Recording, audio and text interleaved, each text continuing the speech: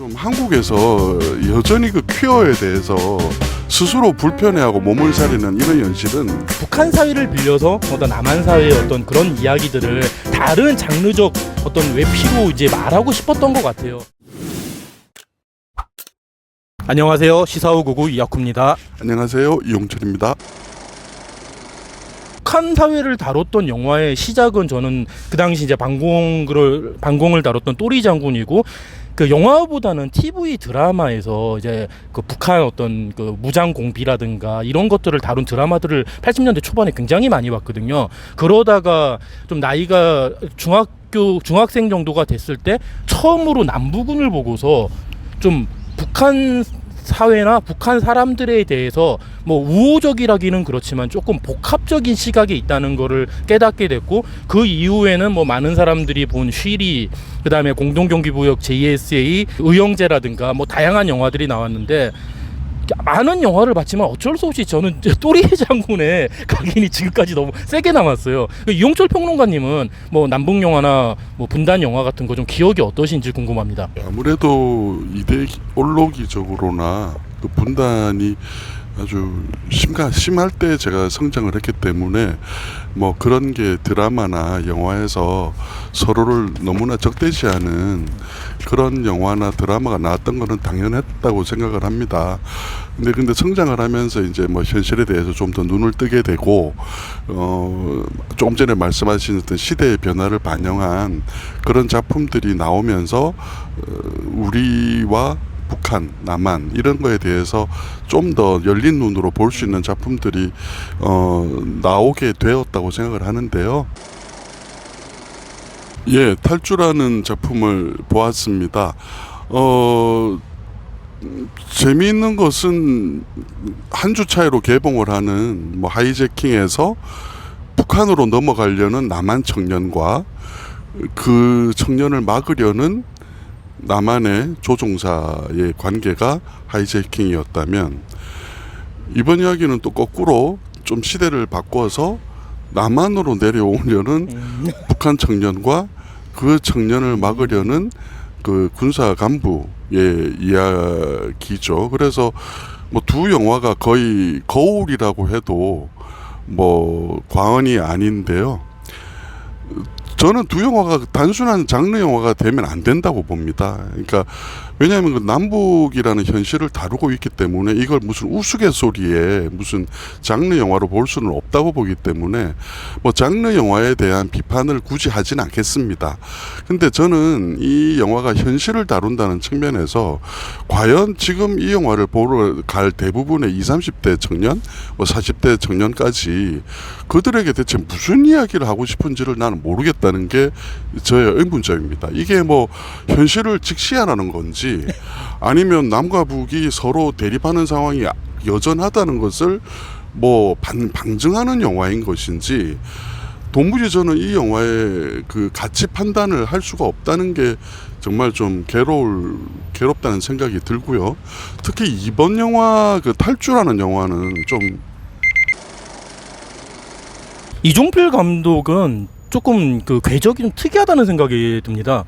데뷔작이 전국 노래자랑이었는데 그 영화부터 지금까지 온 궤적을 보면은 영화들이 너무 다른 영화들을 많이 찍었고, 뭐 사극도 찍고 뭐도 찍고 했는데 그 공통적인 면들은 좀 보이는 것 같아요.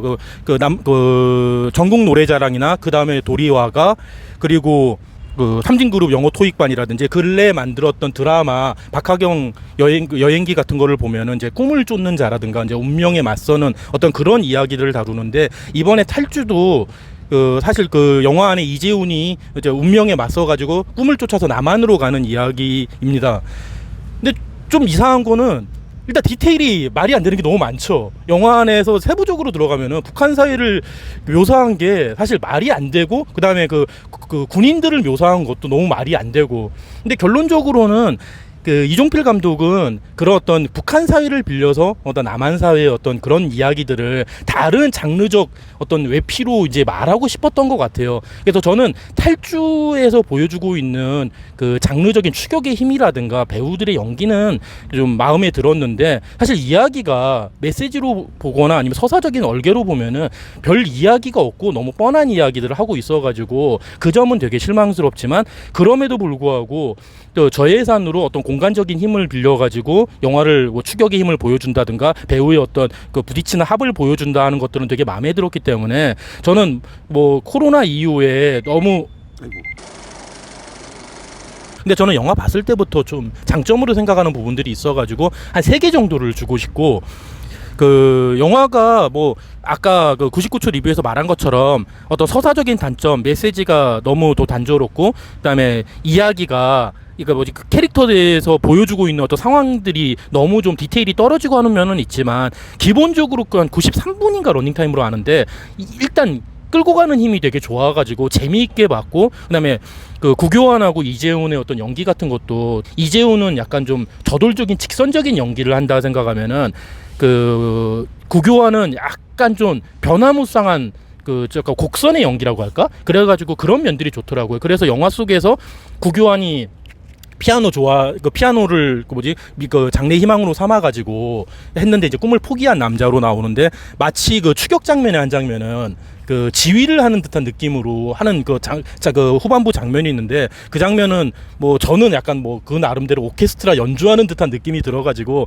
편집이 되게 좋고, 그다음에 에너지도 좋았고, 특히 초반부의 도입부는 굉장히 마음에 들었거든요. 그게 말이 안 되는 장면이지만 빠른 전개 같은 게 좋아가지고 그 뭐 장점들이 있었는데, 그 장점이 뭐 단점으로 생각하는 사람들도 많아가지고, 저 영화가 뭐 그냥 소소한 수준이라서 엄청난 흥행을 할 것 같지는 않아요. 그냥 손익분기점을 넘기는 정도?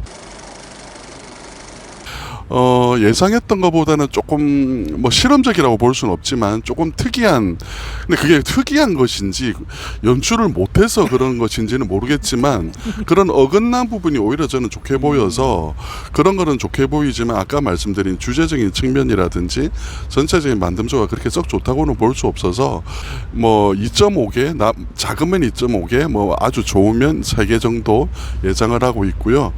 뭐 여름 영화라고, 이 영화가 뭐 포문을 여는 작품이라고 보입니다만, 저는 여름 영화에 걸맞는 작품이라고 생각을 하지 않고요.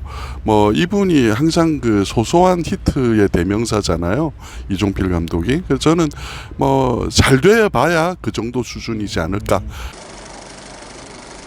도무지 서사가 이해가 안 되는데 두 남자의 퀴어만 집어넣으면 아하 그랬구나라고 이해가 바로 되는 영화들이 그동안 몇 편이 있었죠. 그 대표적인 경우가 이제 근래 만들어진 그 불안당이라는 작품.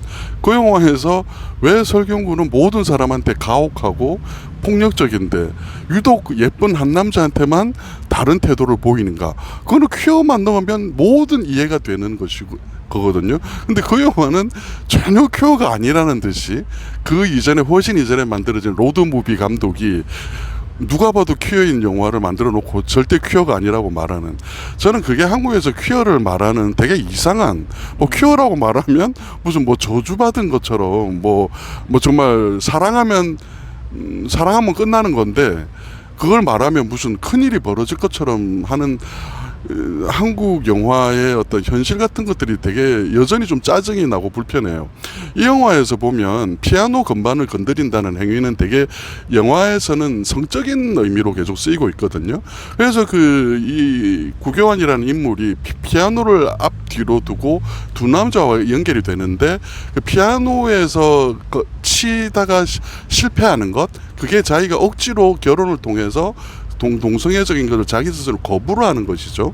그래서 나중에 그게 정점에 오를 때 막 또 다른 제3의 남자를 가혹하게 때린다든지, 그게 누가 봐도 성적인 욕망에 실패한 남자의 모습인데, 그거를 다르게 자꾸 읽으라고 얘기하니까 이해가 안 되는 부분이 나오는 것이죠. 제발 좀 한국에서 여전히 그 퀴어에 대해서 스스로 불편해하고 몸을 사리는 이런 현실은 좀 이제 좀 바뀔 때 안 됐나요?